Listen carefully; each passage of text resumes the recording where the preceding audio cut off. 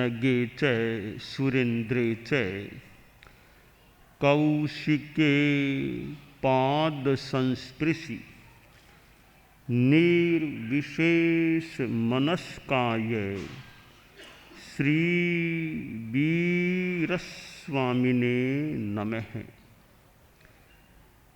आर्हत वाङ्मय में कहा गया है, जे यावि चंडे मई इड्ढि गारवे पिसुणे नरे साहस हीन पेशणे अदिट्ठ धम्मे विण ए अकोवि ए असम विभागी नहु तस्य मुखो। जैनिज्म में मोक्ष की बात आती है। नव तत्वों में अंतिम तत्व मोक्ष है। पुण्य पाप आश्रव संवर निद्रा बंध ये सब वहाँ मानो कृतकृत्य रहते हैं, कुछ भी नहीं होता है। न वहाँ पुण्य है न पाप, न आश्रव है न संवर की साधना, न निर्जरा है न बंध है। मोक्ष है, जीव है और सर्व कर्म विप्र मुक्त आत्मा होती है। अध्यात्म की साधना का अंतिम लक्ष्य मोक्ष है, होना चाहिए। ये साधुपन लेना, श्रावक व्रतों को स्वीकार करना और भी साधनाएं करना धर्म की, इन सब का मूल गोल लक्ष्य वह मोक्ष की प्राप्ति।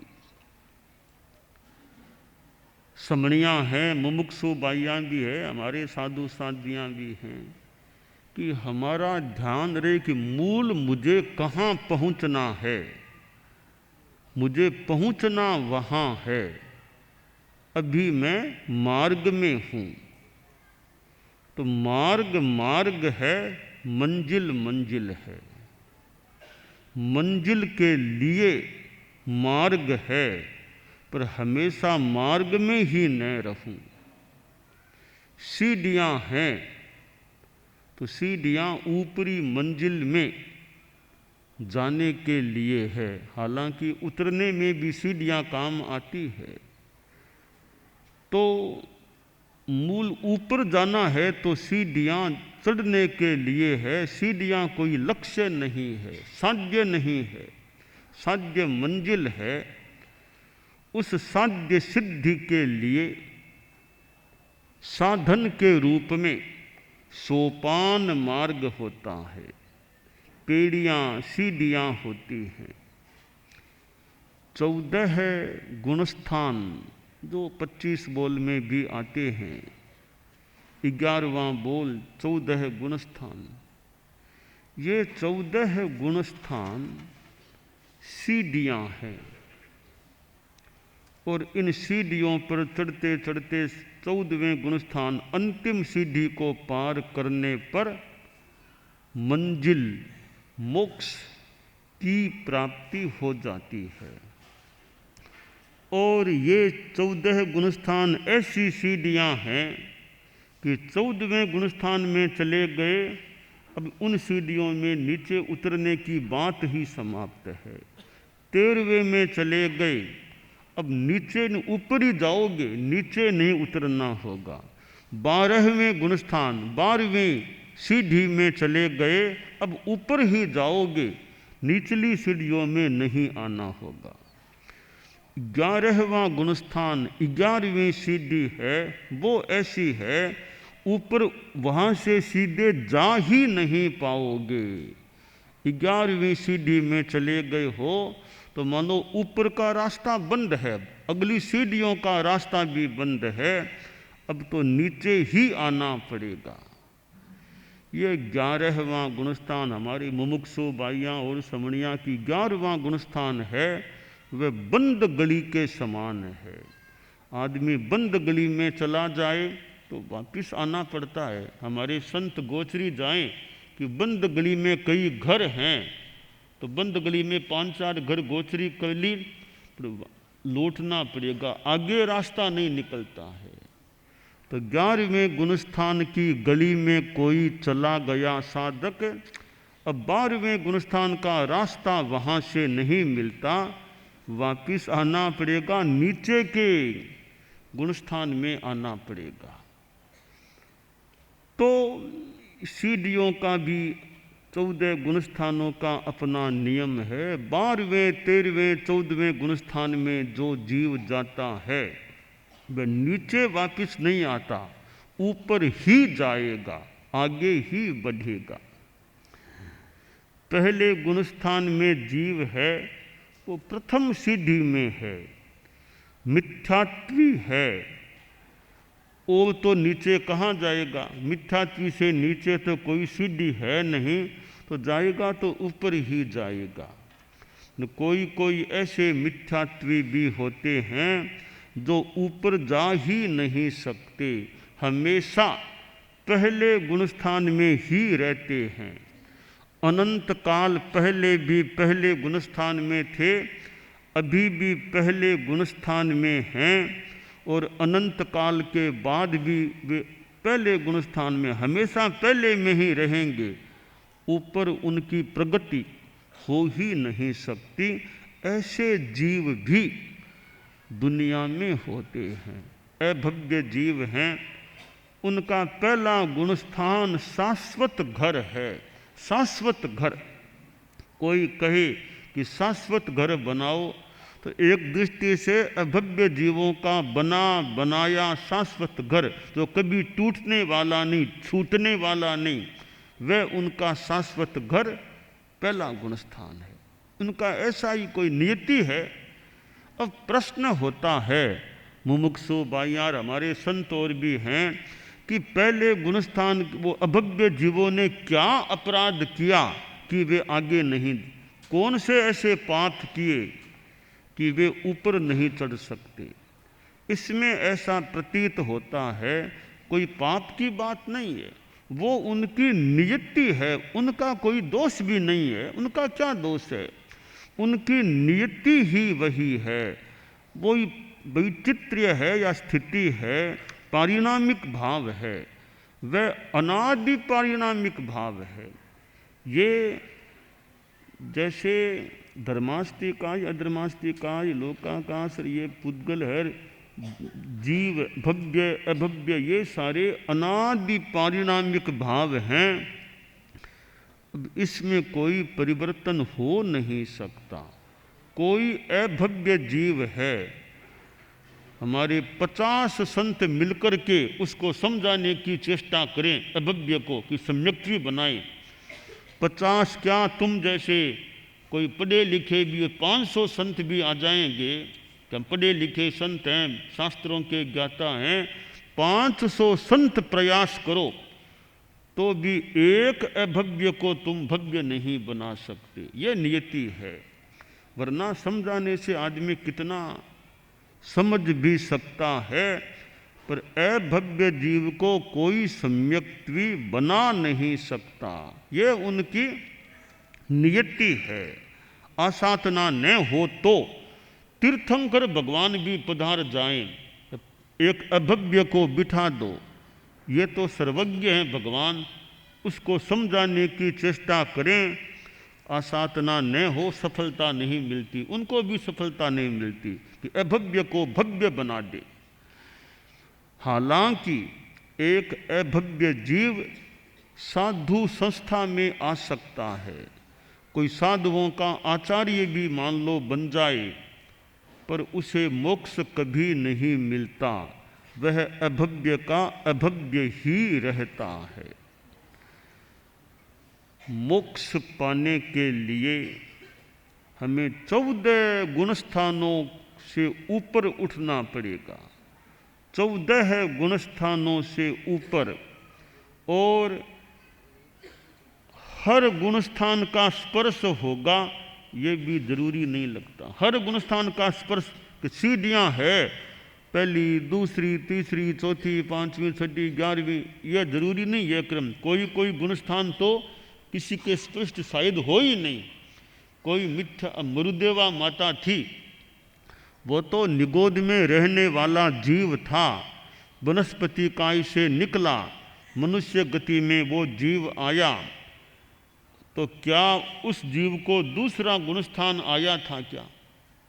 क्या 11वां गुणस्थान आया था क्या? तो लगता है कोई कोई जीव दूसरे गुणस्थान का स्पर्श भी नहीं करता होगा, 11वें का कभी स्पर्श भी नहीं करता होगा, तीसरे का कभी स्पर्श भी नहीं करता होगा, और कोई 5वें का भी स्पर्श न करे, परंतु 7वां 8वां इनका स्पर्श तो करना होगा। 7वां 8वां 9वां 10वां यहाँ तक जरूरी मान लें, 11वें का जरूरी नहीं। फिर 12वां 13वां 14वां इनका भी स्पर्श जरूरी है।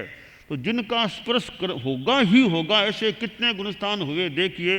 पहले गुणस्थान का स्पर्श होगा ही होगा, एक हो गया पहला। फिर चौथा जरूरी है,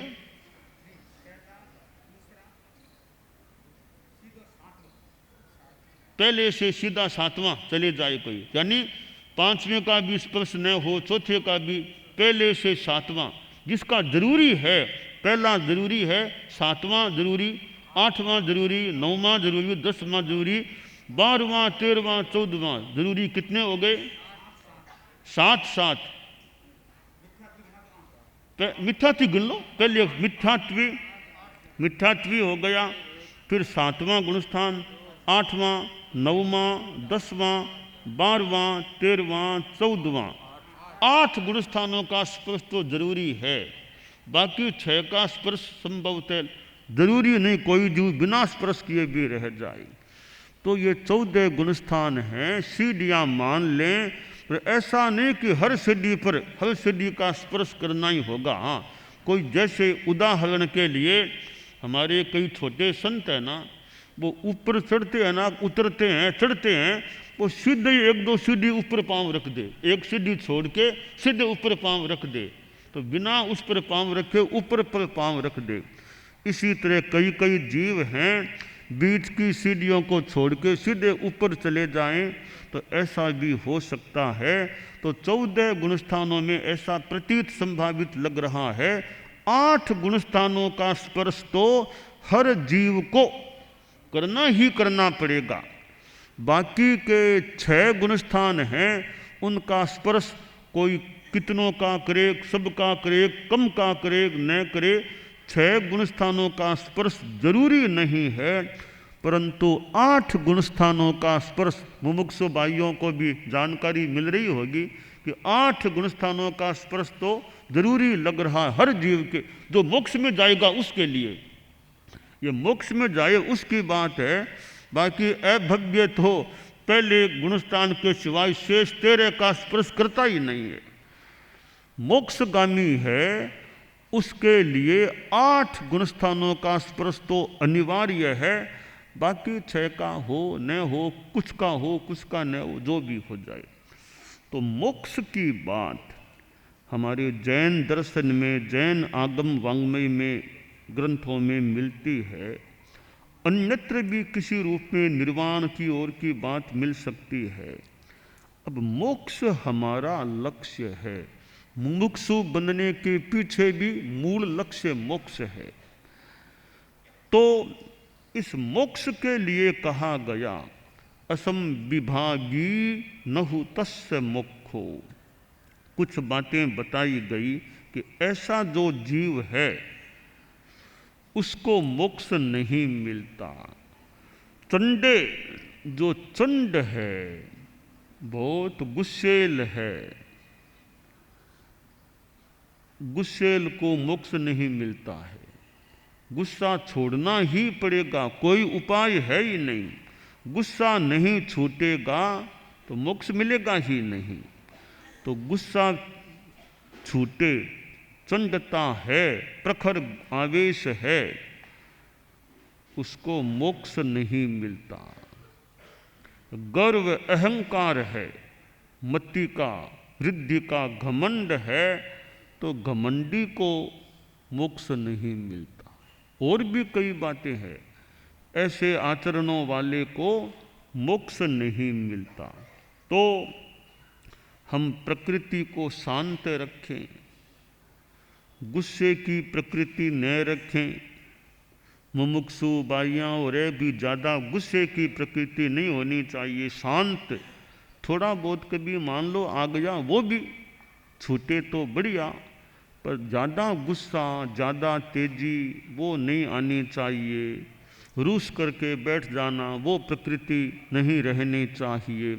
कि शांति, वो बचपन में रूसने की प्रकृति आदत हो सकती है, पर धीरे धीरे वो बचपन छूटना चाहिए कि रूस करके नहीं बैठना, अपना प्रसन्न रहना, शांति में रहना। तो चंडे, जो चंड है, तेज गुस्से वाला है, उसको मोक्ष नहीं मिल सकता। और अहंकारी है कि बुद्धि का अहंकार, कि मेरी इतनी अच्छी बुद्धि है, मैं इतना बुद्धिमान हूँ, कितना जल्दी बात को समझता हूँ, मेरी स्मरण शक्ति इतनी बढ़िया है, एक दिन में 50 श्लोक में याद कर सकता हूँ। तो ठीक है, बहुत अच्छी बात है, तुम्हारे में स्मृति बुद्धि है, शक्ति है बुद्धि की, स्मृति की। तो उसका घमंड नहीं करना, हमको घमंड नहीं करना चाहिए। ज्ञाने मौनम क्षमा शक्तौ त्यागे श्लाघा विपर्यय है।